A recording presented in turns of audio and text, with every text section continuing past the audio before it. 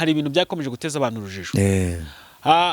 Vestina na Dorcas abantu bagiye babahanura ibintu byinshi bibi ni byiza.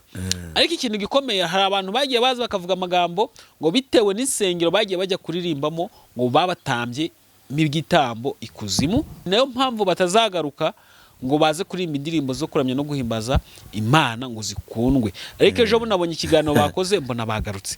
Bas biriya bintu byo bavuze kuri Vestina na Dorcas ko babatambyemo igitambo ikuzimu ahantu bagiye bajya kuririmba mu nsengero zimwe na zimwe. Wabyumvise ute? Ubyakite nk'umukozi w'Imana, nk'umuhanuzi, umuntu ufite inararibonye muri uyu murimo w'Imana. Buriya none abantu ndibwakunda ibyiza gusa. Kuko ura mu buzima ibintu ni imvange. Rimwe uratambika, ubundi ukazamuka, ubundi ugahagarara. None se umuntu wagiye kuzimu aragaruka? Nje ndababeshe mbabwije ukuri bare baranatinze. Ko izina ry'abamaze kubaka bra abantu baki muri ADPR bafite imisatsi isanzwe ya naturelle. Yego. Aho bageze barasutse. Biriya bintu nkuko babivuga kuwa Vestina na Dorcas baravuye muri ADPR. Yego. Bagasuka. Bakoze icyaha cyangwa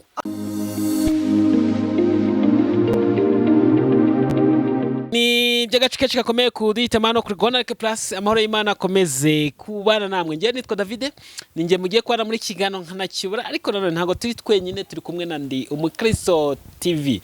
Imbere za kamera za Gonarike Plus ndetse na ndi Umukristo TV turafite umuntu w'Imana, umukozi w'Imana, Pastor Laban. Uyu munsi nagiye ku Gisenyi gusa Pastor Laban muzi ko ari inshuti yanjye, usibye no kuba inshuti yanjye ni umubyeyi wanjye, usibye no kuba umubyeyi wanjye mu buryo bw'umwuka. Turabavandimwe. Amen. Amen. Amen. Turabavandimwe. Hari ikintu kimwe naziga nibagirwa kuri Pastor Laban. Amen. Dukubita abazimu tubazengereze bagenda batareba inyuma. Kubita abazimu rwose tukabazengereza. Niwo mugambi Pastor Laban yihaye. Twaje gusura umuhanuzi w'Imana. Abantu mwagiye mumukunda no kuri Gonarike Plus. Ndabizi niki kiganiro tugiye gukora. Turasoza bumuhamagara muri benshi. Ni karibu no umurimo w'Imana Imana yamuhaye. Ngasengera abantu bakire, asengera inyatsi zigende, asengera uburwayi bugende, abantu bumva ubuzima bwararangiye ngo basubizemo ibyiringiro mu jambo ry'Imana. Turaba turi kumwe nawe pe. Turaba turi kumwe nawe. Hari ukuntu mvuga kino abantu bacyumve neza. Kubona umukozi w'Imana nka Pastor Laban wakijijwe kera n'uyu munsi akaba kibirimo, na ahantu hakeya wabibona. Abenshi babivuyemo ubu ngubu ntago tuza ahantu bari. Bamwe barashyinguwe, abandi bari mu nzoga, abandi bari mu ndaya, abandi bari mu bintu byinshi bigiye bitandukanye tutazi. Ariko Pastor Laban yabibaye igihe kirekire na n'uyu munsi aracyabirimo. Nshobora kuvuga byinshi nkavuga Pastor Laban, ariko kusa mureke mbabwire ku muntu dukurikiye ubwa mbere. Turasengana na Pastor Laban ndamukundishije. Haleluya, haleluya. Ndakwakiriye. Amen. Urakoze cyane kunyakira. Sinzi ibindi byinshi ndaza kubivuga. Shingiye kucyo uvuze hano muri yavuze ngo bw'abandi babivuye mu Mana. Ubwo abandi babivuye mu Mana, nubwo abandi babivuye mu twebwe turakomeje. Unaravuga ngo tugukoreye mu bihe bibi Mana, natwe Mana uzatwibuke. Tugukoreye mu bihe bibi Mana, natwe Mana uzatwibuke. Ndabyuka muri Bibiliya. Cyo gihe twaraye mu rusengero dutegereje imbere ukiri buze ko. Nifuza ko bino bintu uza kubigana tumaze gusenga. Aha so none bebe twaraye mu rusengero dutegereje imbere ukiri haza Yesu. Icyo gihe ariko twavugaga n'uyu munsi ariko twavugaga icyo gihe tutarabona. Komese. Hanyuma reka nawe nyibukije utuntu. Nuko abantu baba batabikurura. Hanyuma reka nsabe Pastor abaze dushyira imbere y'Imana. Kino kiganiro cy'ubugwe na Mwuka Wera, Imana zikivangemo, byose bigira ibye rwose. Tuvuga amagambo y'Imana, ntituvuga yacu, ahubwo dusingiza izina ry'Imana. Babwiye ko nzamamaza imirimo y'Imana n'ibitangaza by'Imana. Abantu bamwe basigaye bakora ibiganiro Mana. Ntibasenge, ndumva ijambo ry'Imana ariko njye uzandinde.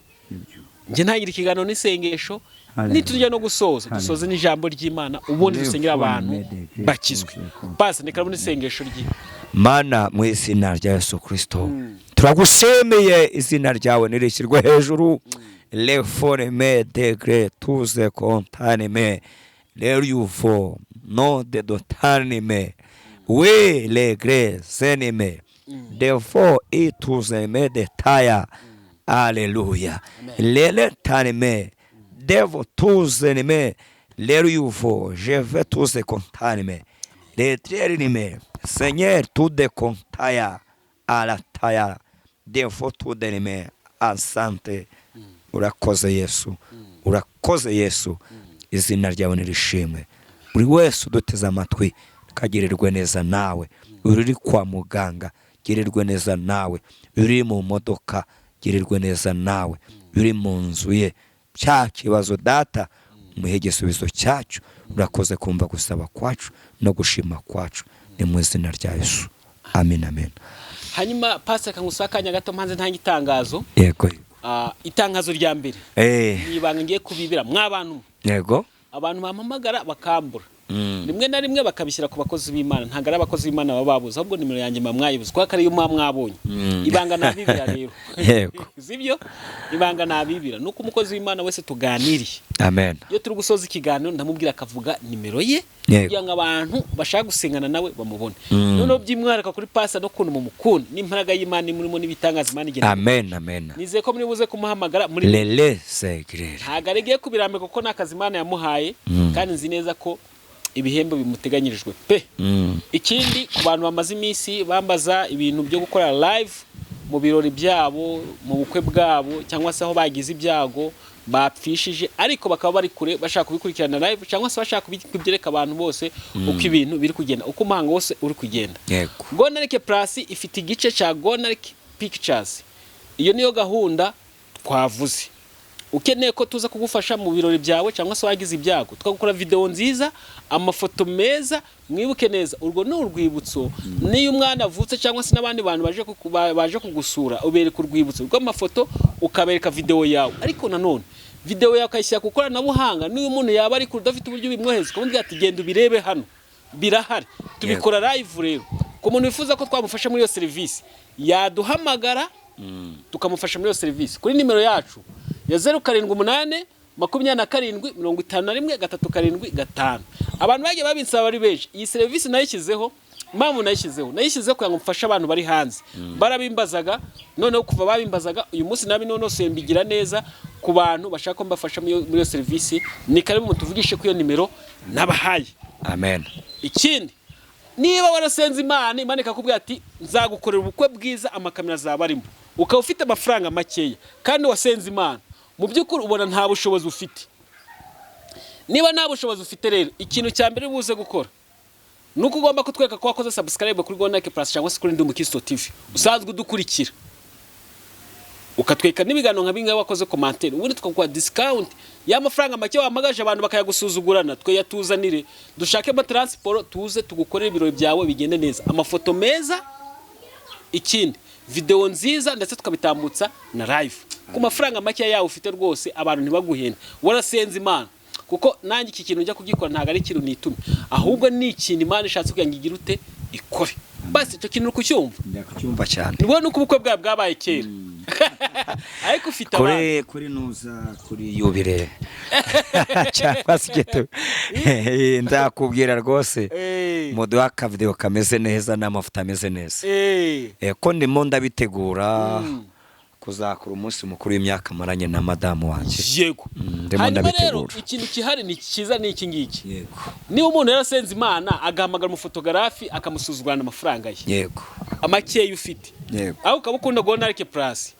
Ubwo niba udukuye hano bivuze ngo ayo mafoto yaho kugira ngo abantu bayagusuzugurana yiheza kuri Gonarike Pictures izigufashe n'amafaranga makeya rwose. Dufite discount, amafaranga ufite tuzaganira tukubwira ibisabwa bikeya byoroshye kugira ngo nawe ibiro byawe bigende neza tutagusabye amafaranga menshi. Tubutambutse uburyo bwa live, tugwe video yawe uzajye wereka abantu bawe baje kugusura wa mu rugo, tugwe n'amafoto meza ushyire muri album.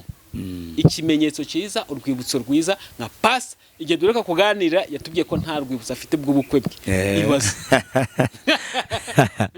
Ntako urebye aho twari turi icyo gihe niyo ntakasha. Aha, umuntu uri ngaho rero wari. Ariko shaho. Sibyo? Umuntu uri ngaho wari uri. Nibi twatuzi ngo ni ibiki. Sibyo? Nta twatuzi ngo bino ni ibiki nuko. Igihe n'igihe cyacu. Hanyuma rero ubu ngubu nicaye ku Gisenyi, nicaye mu rugo kwa Pastor Bani, twica ahantu heza nkuko mubibona, namwe murabibona aragaragara neza, usibye uruhara rumuvangira Yego. naho ibindi byose ni neza. narwo ndacyo rundwa Reba ko nahise sinakubwiye ko ari rukoramo amashimwe wowe n'uruhara nararusabye gukorera Imana dufite ngambare karuvati ngaya n'agakana ko n'ikoti yo nari kubiseho bamwe ni sawa kandi buri ruhara ruratwubahisha. kibaye abantu babikururaga nkanjye bakamenya umuntu twicaranye uburyo Imana imukoresha. nibyo bakamenya impamvu mukunda nza kumusura buri gihe. Kumva ngo nagiye kwa Pastor Bani ariko nanjye ntago mba ndinjije. Yes. Kwa Pastor Bani nyine nuko ari impamvu no kubera Imana. Abana bavuze ati muri bibiri basengaga imbere kigiye kuza. Yego. Uruvuze gukorera Imana mw'iki gihe muri bibiri twaraye mu rusengero David. Twaraye mu rusengero nibwo nayo maze umwaka umwe ngishijwe nabo utarajya oya n'amezi ko nakijwe mu kintu cyemo hagati bucyutse imbaraga z'Imana nubwo n'uyu munsi zihari. Buriya rero njyangaye abantu bango ngo kera ngo twaya dufite ngibi bihe kaska wumvise ariko uko Yesu yararejo n'uyu munsi niko ari. Ubwo rero Imana nabonaga icyo gihe niyo ngikibona uyu munsi ubu kano kanya wonyumva Imana y'icyo gihe muri bibiri n'uyu munsi ni kwiri.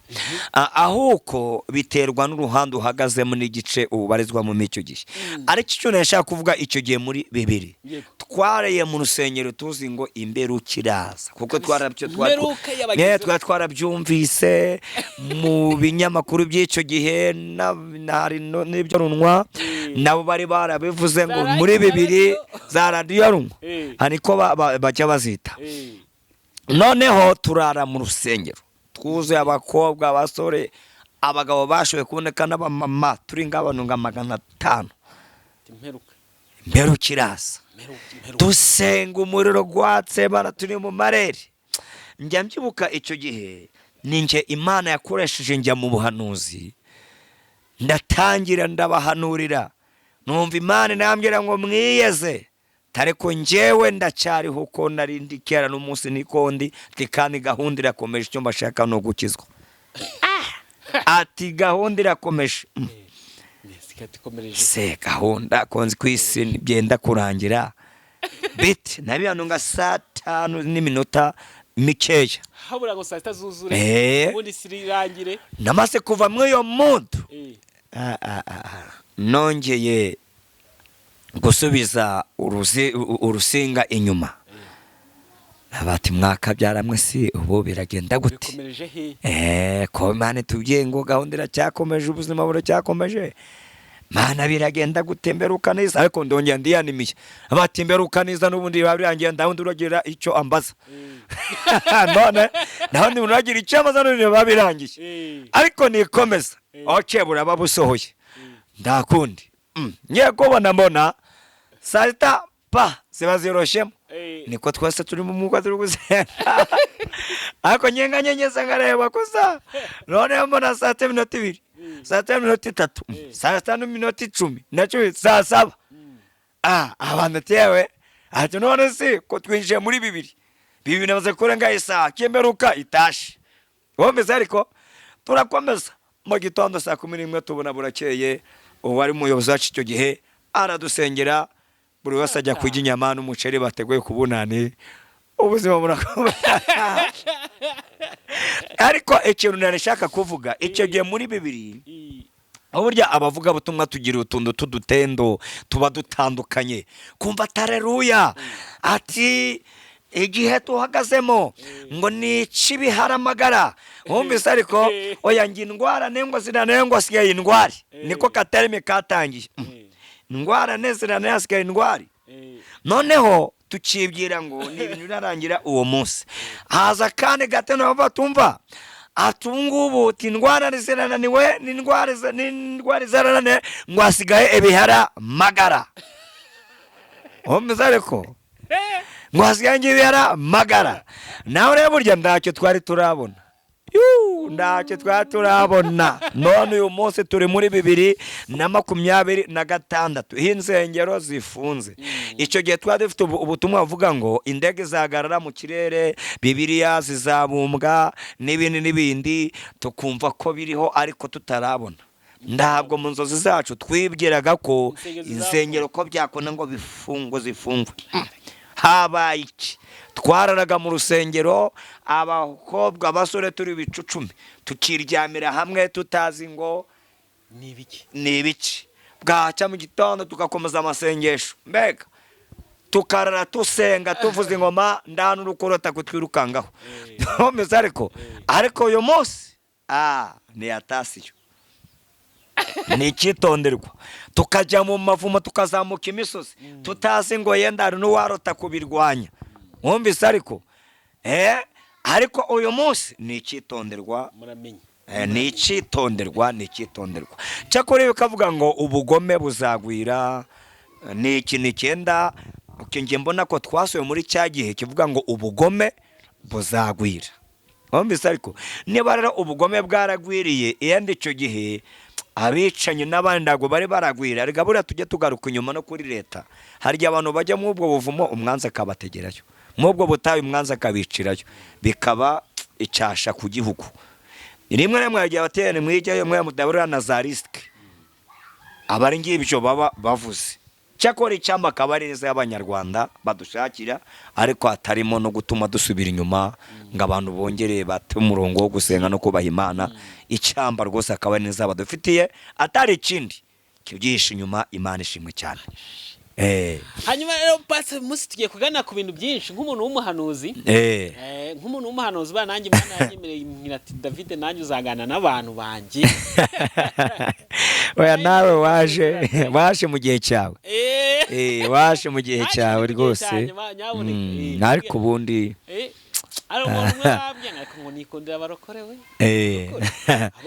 oya barokore utadukunda nawe ndabwo abari mu isi yacu. Rimwe abati nyarigeze by'abarokore ngavuga ati bya bintu n'ubusazi.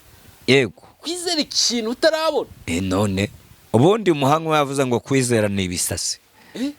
Kwizera ni ibisasi uko winjira muka aho abantu batabona ukahabona, by'abantu batumva ukabyumva, abantu bavuga ngo birakomeye uko bati muhumure turakomeje urugendo. Bundi ubuhanuzi bwiza nuko bubayeho. Ye bitewe ubwo bihari umuhanuzi wanyara bati muhumure Uwiteka avuze karabarinda.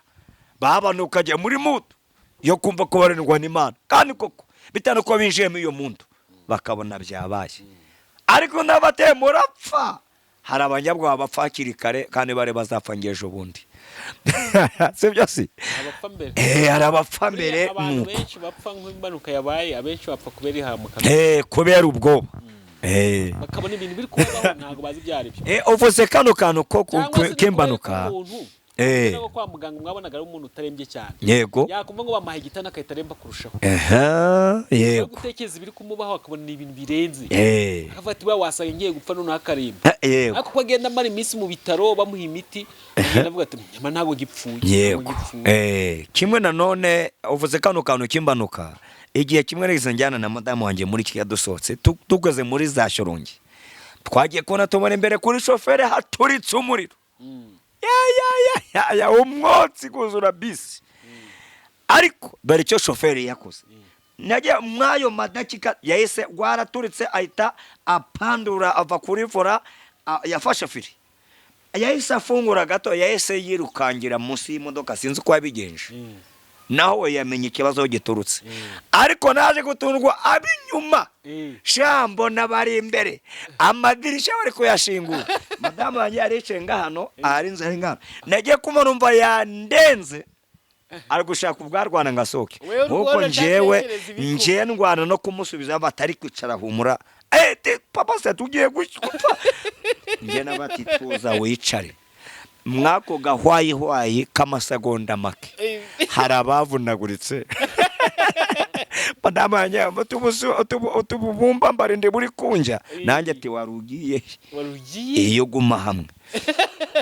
Ubwo rero ibi biravuga gushira ubwoba. Mwako gahwayi gato kandi koko ibyo uvuze abanyabwoba nabatizera pe nyabona kwibaza kire kibazo pasa nkawe nk'umuhanuzi koko wajya bw'imisi gusa nambaye umubiri ndi umuntu wambaye inyama amaraso n'amagufa ubwoba buraza ariko hirya y'ibyo tukizera ko Yesu yanesheje byose hirya y'ubuzima tukavuga ngo nubwo yenda muri ni wowe menyaje 25 yavuze ngo ndabya none ndane bizaza byandanya na Yesu aravuga ngo naho ndabaho nzi ko Yesu angunda kandi ndamahoro ubwo ari ubuzima bwacu ba mu Mana niyo mpamvu ntabwo dutewe ubwoba n'ibihe bibi cyangwa ibihe byiza ntabwo tuyobwa n'ibihe bizaza nuko twumva turi mu Mana ko Yesu ni byose kuri mu bihe byose. Hanyuma hari ikintu ushaka kuvugaho ku bantu bizera no ku indirimbo zo kuramya no guhimbaza Imana ni ikintu kimaze iminsi giteza abantu urujijo ni ikintu kimaze iminsi gihangayikishije abantu bakunda umurimo w'Imana ariko banakunda n'uburyo bwo guhimbaza no kuramya ni ikintu cyagiye kivuga ko ari abana Vestine na Dorcas sinzi niba ubazi mbona ugiye muri telefone abantu bari kuguhamagara nabo bantu bemuretse gato manze ngari na pasta dukomeze nabivuze ngo hari ikintu kimaze iminsi giteza abantu urujijo ku bantu bakunda gospel nyarwanda ku bantu bakunda indirimbo zo kuramya no guhimbaza ku bana batoya Vestine na Dorcas shima Imana ko muri iyi minsi bagarutse ejo bona kuri iki kiganiro cyabo numva ni ikiganiro cyiza uburyo baje bafite imigo n'imigambi mishyashya ubanditse ati new chapter ariko nanone hari ibintu byakomeje guteza abantu urujijo Vestine na Dorcas abantu bagiye babahanura ibintu byinshi bibi ni byiza ariko ikintu gikomeye hari abantu bagiye baza bakavuga amagambo ngo bitewe n'isengero bagiye bajya kuririmbamo ngo babatambye m'igitambo ikuzimu bitewe n'ahantu bagiye ngo nayo mpamvu batazagaruka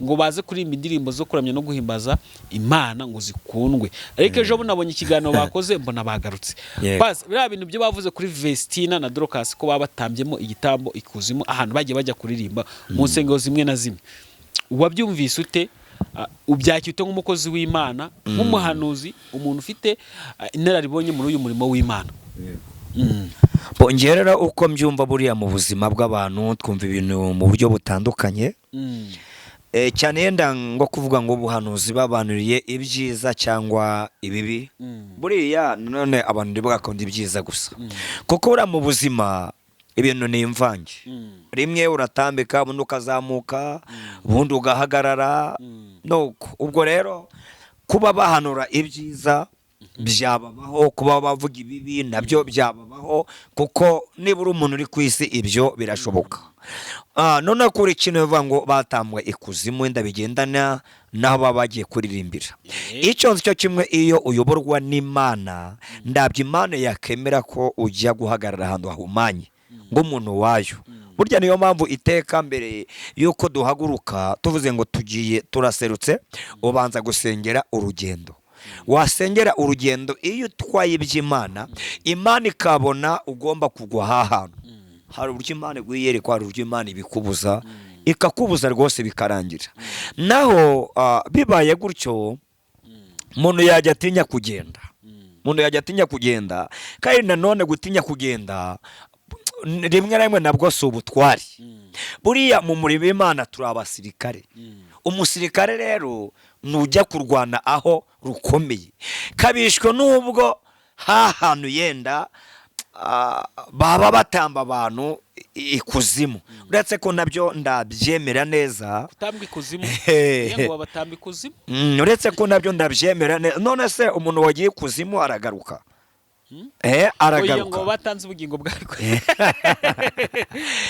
gusa Imana yonyine niyo murinzi w'ubugingo nanjye uyu uri imbere yanyu ndago nashobora kurinda ubugingo neza niyo mpamvu niyo muri ibyo yavuze waririmbira avuga ngo Imana ngo niyo irinda ubugingo neza menya ari 9:4 ngira ngo ngo kumanywa izuba rizakwica nijoro ukwezi nduzagutinya Imana yonyine niyo irinda ubugingo Imana yarenze ubugingo nubwo wagikuzimu wavayo uko wakigira kose ibintu byagenda neza Vestine rero na Dorcas uko ari abavukanyi njyewe yenda ku ruhande rwanjye kuko mu minsi yashize nakunze kuvuga ngo batandukanye na wa muntu wabafasha kajya ni Irene ngo batandukanye ngo batandukanye ngo n'ibiki ngo barazima ngo ubundi iyo umuntu amaze gukura aracuka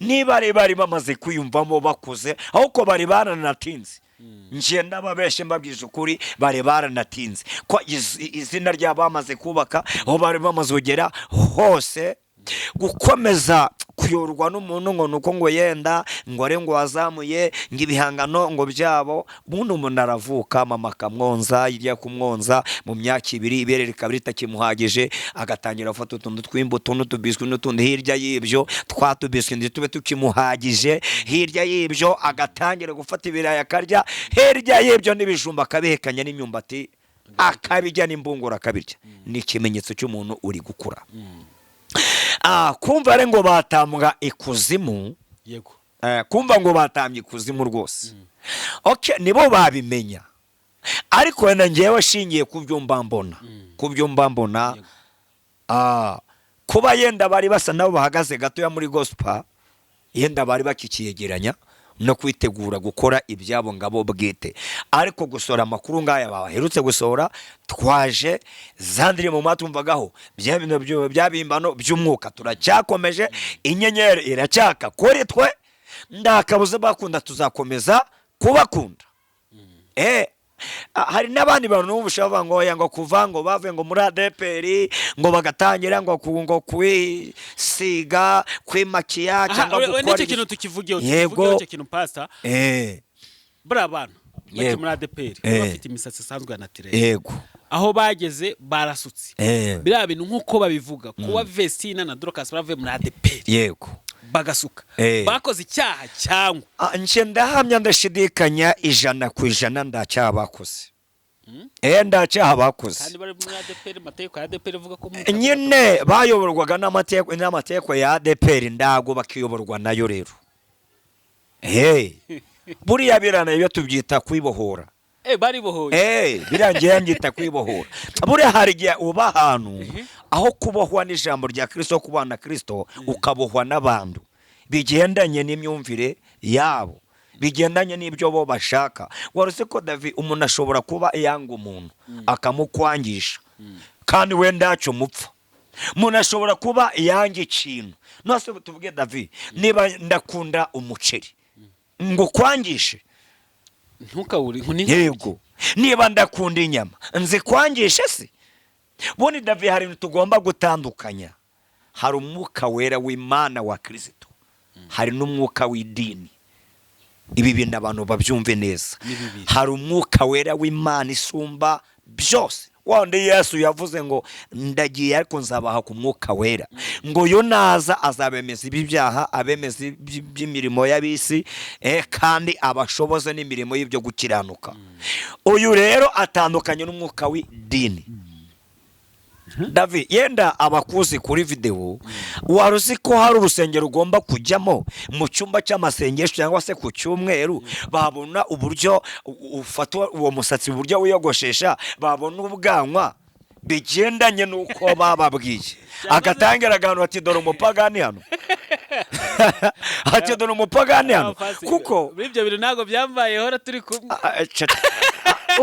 agatangira gahanura ati oya ati wagakwiye kuba kuko amateko yiwabo ababwira gukutura ubwanwa niko amateka avuga amateko yiwabo ntabwo abemerera kwiyogoshesha gutyo eyo na mahame n'imihango by'idini hari rero abanyamwuka bagenderamo uwo mujyo w'umwuka w'iki w'idini ariko umunyamwuka ufite umwuka wavuye ku Imana areba Imana mu buryo bwagutse ntabwo areba kubigaragarira amaso yinjira mu mutima ibintu n'ibyambaye kaba ese koko uyu muntu dongo we Imana ubundi yerekana ibiri mu mutima kuko uko ku mutima hasa rimwe remanire nako n'inyuma haba hasa iyo ku mutima hatameze neza amaherezo bizagaragara ku munwa bizagaragara ku isura ubwo rero hari igihe kuri Vestina na Dorcas bari bafite umwuka w'idini umwuka w'iki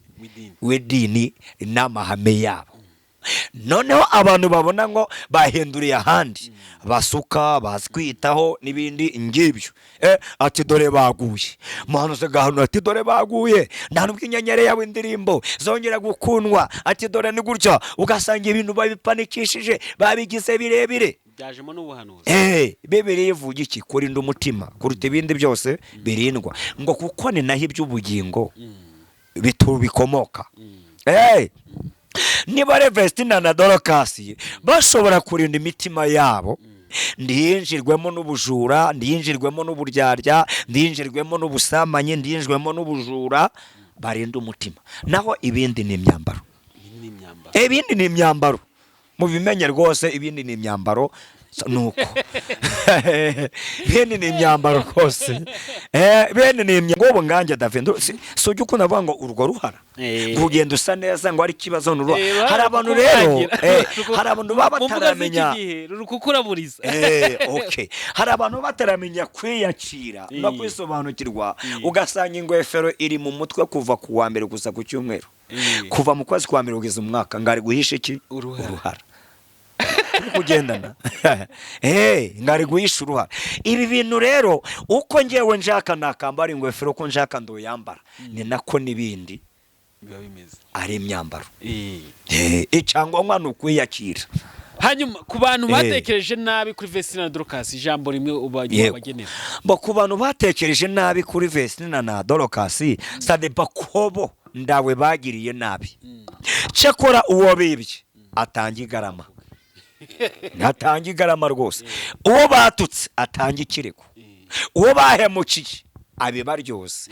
Ariko niba ndawe bahemukiye, guhindurana ku giti cyabo no kudahindurana ku giti cyabo, aho bahagaze uyu munsi ni ku giti cyabo, ni nabo babihisemo.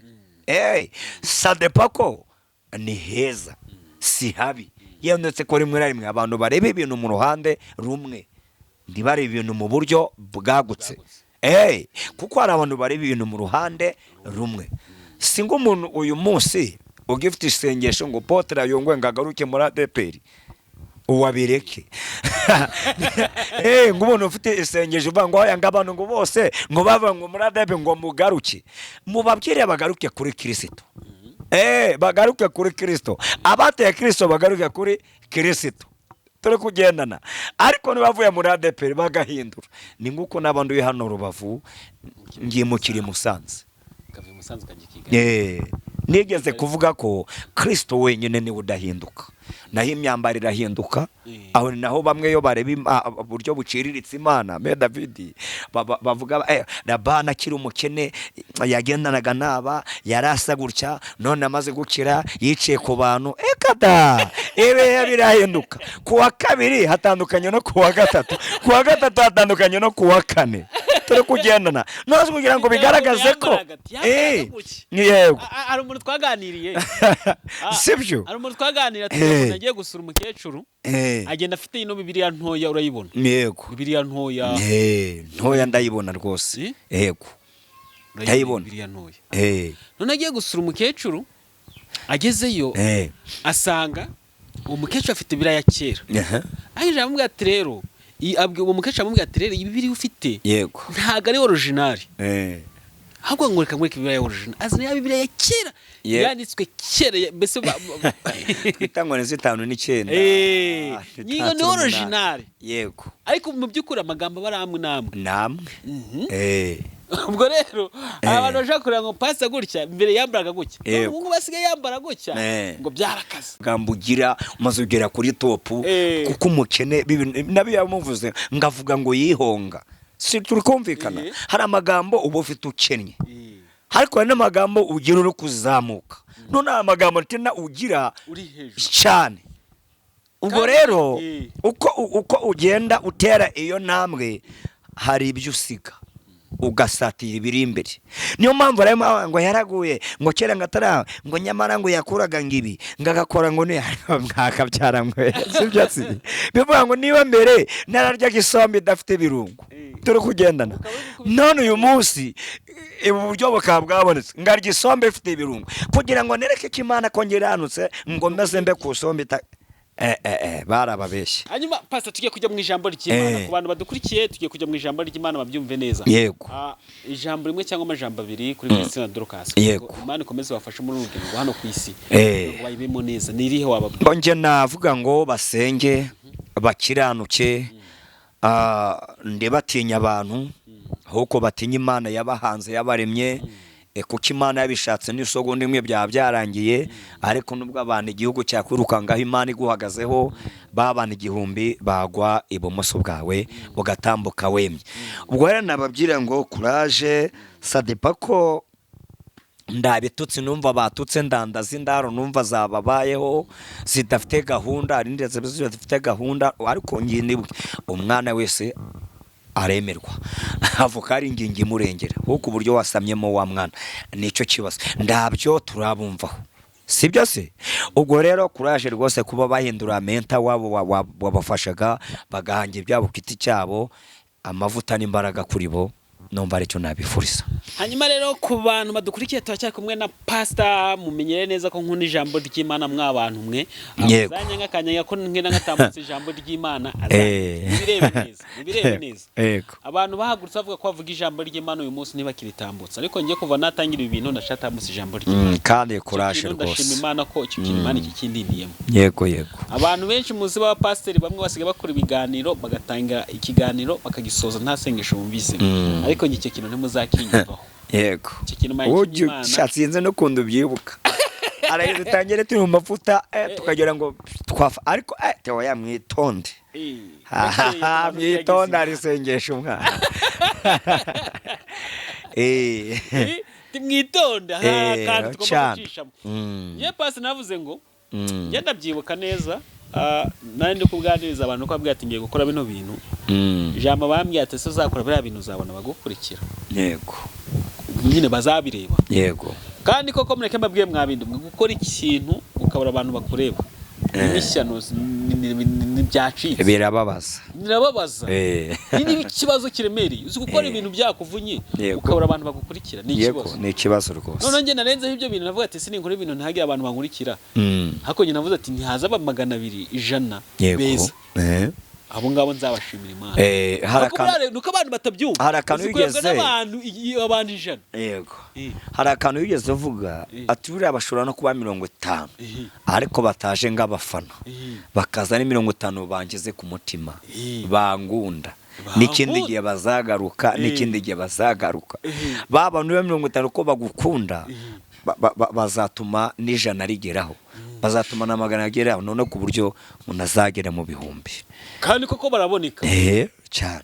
Hari umuntu wabimbwiye ngo ariko ibi bintu wishyizemo ubona uzabishobora. Ngewe uzanyangira ko kandi koko David hanze aha hari ibintu byinshi cyane binyuranye abantu barangariyemo bitafite n'akamaro ku bantu. Kandi pasi bana nabyo nabikoze byakunda. Ahubwo we byakundwa na cyane. Hanyuma bitakora. Ariko ba muri gospel ndacyo bidutwaye kuko natwe tukumenye. Kera nageraga inzozi zaho na renze vuga butumwa ryanjye ibiganiro byanjye. Cyane rwose. Cyane.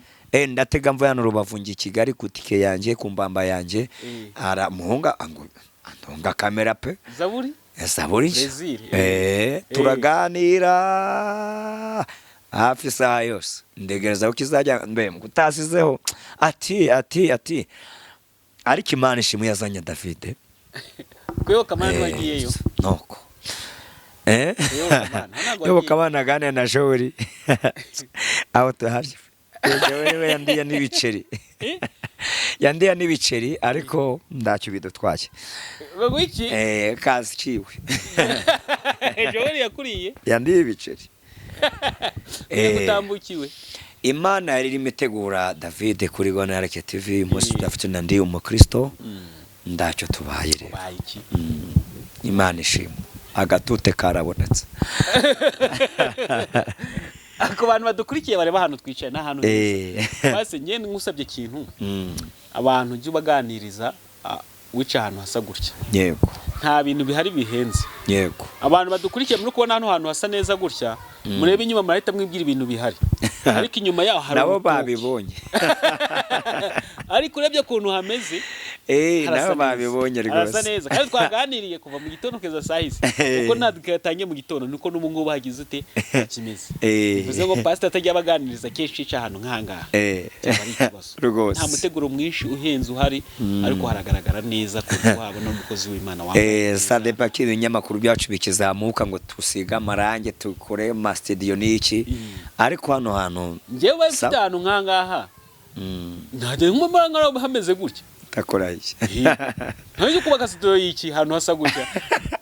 Katwiye mu ijambo ry'Imana, bikari mu ijambo ry'Imana. Ikintu kimwe cyangwa bibiri, izere wihane ukurikira ijambo ry'Imana, ubundi Imana igenda ikora imirimo n'ibitangaza. Anja ngunda kubwira abantu ngo kwizera ni ukurema rwose, ukarema ibitagaragara ukabigira ibigaragara. N'Imana yakubwira urubyaro, umwana mureme mu izina rya Yesu, bizakunda. Pasi bikariho. Reka turebe ijambo ry'Imana hano mu butumwa bw'Yesu bwanditswe na Yohana. Kubwanditswe na Yohana mu gice cya 8 ku murongo wa 31.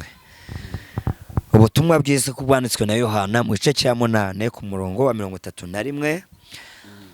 Murongo wa 31 uratubwira ngo nuko Yesu abwira abayuda bamwemeye ati nimuguma mu ijambo ryanjye musaba abigishwa banjye nyakuri. Namwe muzamenya ukuri kandi ukuri niko kuzababatura. Baramusubiza bati ko turi urubyaro rwa Aburahamu, akaba ari ntabwo twigeze na hato kuba imbata z'umuntu wese, none uvugiye iki ngo tuzabaturwa? Yesu arabasubiza ati ni ukuri ndababwira yuko umuntu wese ukora ibyaha aba ari imbata y'ibyaha. Imbata ndiba mu rugo iteka, ahubwo mwene nyirarwo niwe urugumamo iteka. Nuko umwana nababatura muzaba mubatuwe by'ukuri. Nzi yuko muri abuzukuru ba Aburahamu, ariko murashaka kunyica kuko ijambo ryanjye ridafite umwanya muri mwebwe. Reka duhagararire hano. Nshuti z'Imana kandi nshuti za Yesu, iri ni ijambo ry'Imana nsomye muri Yohani 8, nsomye ku murongo wa 31 ingero ya 37. Hatubwiye amagambo yo kubaturwa cyangwa se y'ububata. Iyo tuvuze kuba imbata, burya abantu bashobora kuba imbata z'ibintu bitandukanye. Bibaho, ushobora kuba imbata y'umugabo wawe, yewe mugabo ushobora kuba imbata y'umudamu wawe, ushobora kuba imbata y'akazi kawe, ushobora kuba imbata ya famille yawe, ushobora kuba imbata y'amafaranga yawe, ushobora kuba imbata y'imyenda yawe, ndetse ushobora no kuba imbata y'ubwiza bwawe Imana yakwihereye, bigatuma ukurizamo no kwibona. Aba bantu n'abafarisayi Yesu yavuganaga nabo, cyangwa se abayuda babonye Yesu ntibamumenya, bo bahera ku izina Aburahamu, ariko ntago bari bibutse ko haje uruta Aburahamu. Yesu ababwiye ngo nyamara muzabaturwa umunsi muzaba mwamenye ukuri. Muzabaturwa. Bo barangije bamubwira ngo ntago twigeze tuba imbata y'umuntu wari we wese. Cyakora Aburahamu we rwose turamwemera, ariko bo ntibamenye ko haje uruta Aburahamu. Aburahamu yari yambaye inyama n'amagufa n'umubiri bipfa, ariko hari haje udapfa kandi aje kuneshereza abapfa, aje kutuneshereza twebwe abantu bambaye inyama n'amagufa dushobora gupfa isaha ku isaha. Bano bantu rero Yesu yarazanye ijambo ry'ukuri muri bo. Narangije mvuga imbata mvugiye by'imbata cyangwa se ibindi. Shingiye yenda kwiganiro bamaze kudukoresha, yenda kubazakurikirana bahereye ku munota wa mbere kugera ku munota wa nyuma, twavuze kuri ba Vestina na Dorokasi.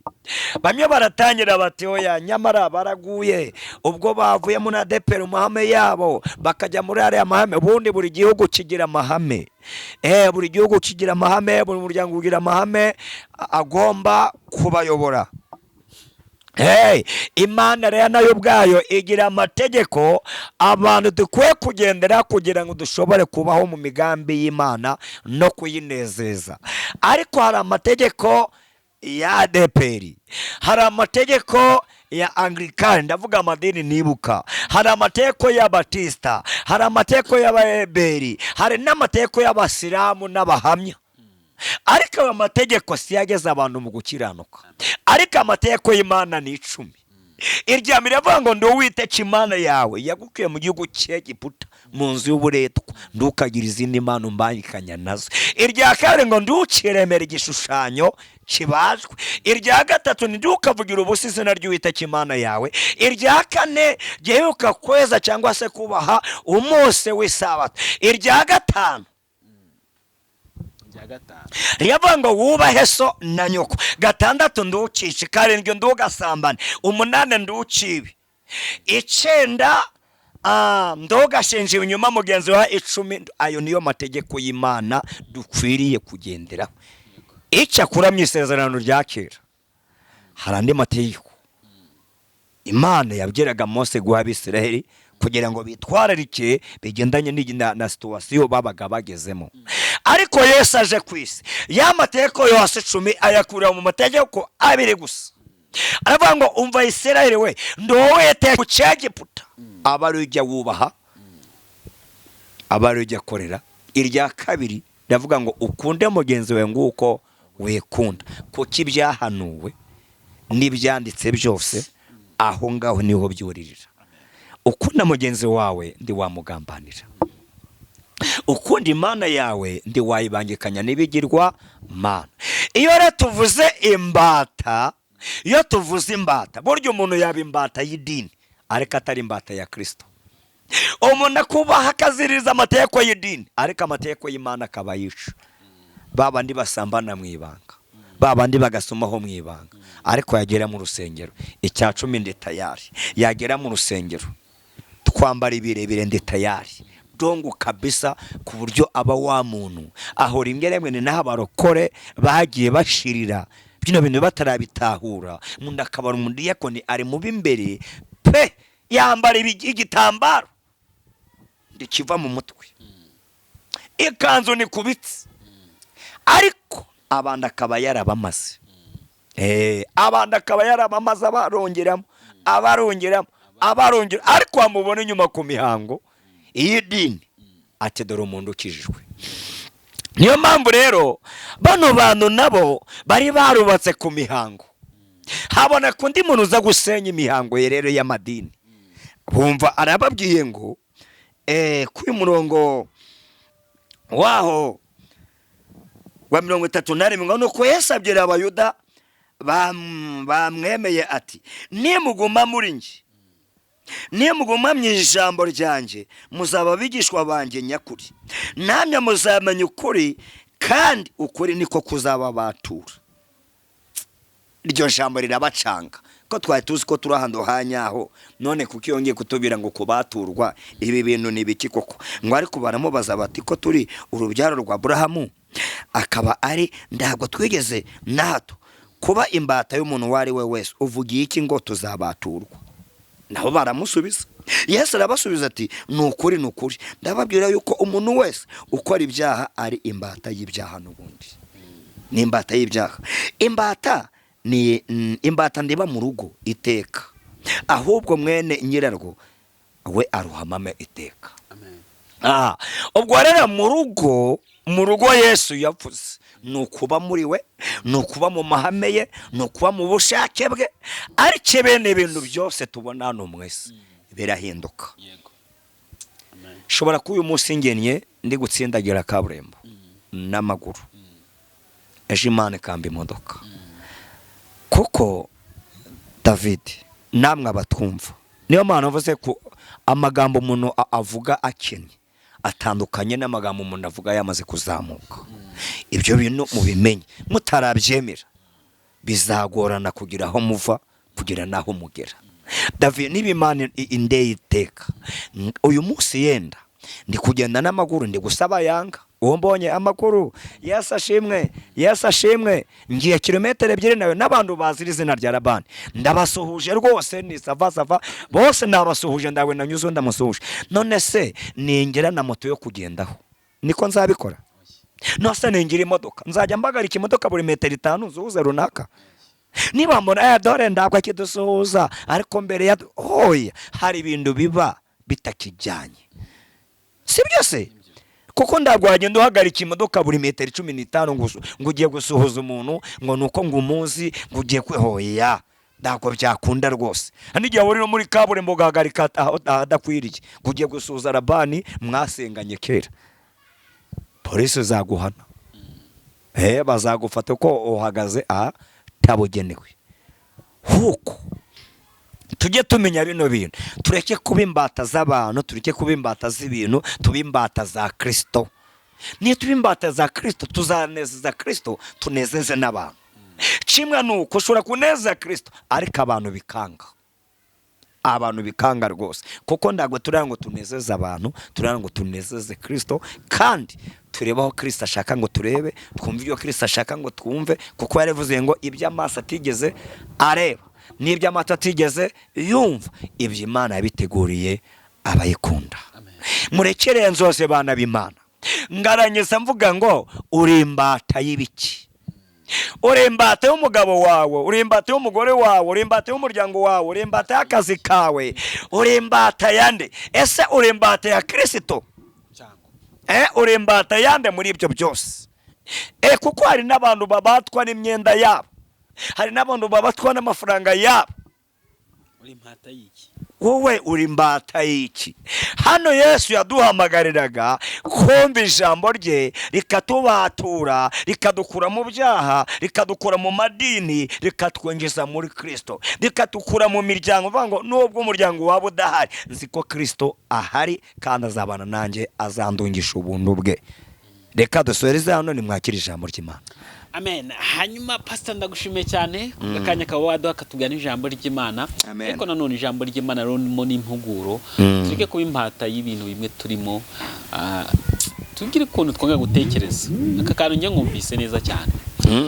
Hanyuma ku bantu nasezanyije ko turi buze gufata nimero y'umukozi w'Imana ya Pastor Labani kuri ndi mukiso plus na kuri Gonake plus, niko kanya nimero yako abantu batayifite bayibone basengane nawe, ndabizi baraza ari benshi, nibyo muze muri benshi kuko ni umurimo Imana yamuhaye n'ukuri, yego, kandi Imana iri kugenda ikora. Muri hari ikintu no gukunda Imana muri iyi minsi, abandi ko bazakuvuga ati Imana ntagire gutindira gukora kazoka kugezeho. Hanyuma rero duhe nimero yawe. Ni 0784538382 subiremo 078453 5-3 2 ko mbyibageweze 7-8 54 53 8-2-6. Kadusenge. Mwami Imana yacu turagushimiye, izina ryawe niryubahwe, ugira neza bugacya bukira, uriho ibihe byose, izina ryawe nirishyirwe hejuru. Nyemerera wumvira isengesho cy'umwana wawe Labani, sengera uyu mwene data, sengera uyu mushiki wacu, umubera Imana, umubera umucyo Kristo mwiza, nejeje no guca bugufi no kumusengera, kugira ngo data nzumwe mudukunda hasi yumva ko ari hasi, ariko nanone twizere ijambo ryawe ko hasi utakura umuntu, ndana hejuru utageze umuntu.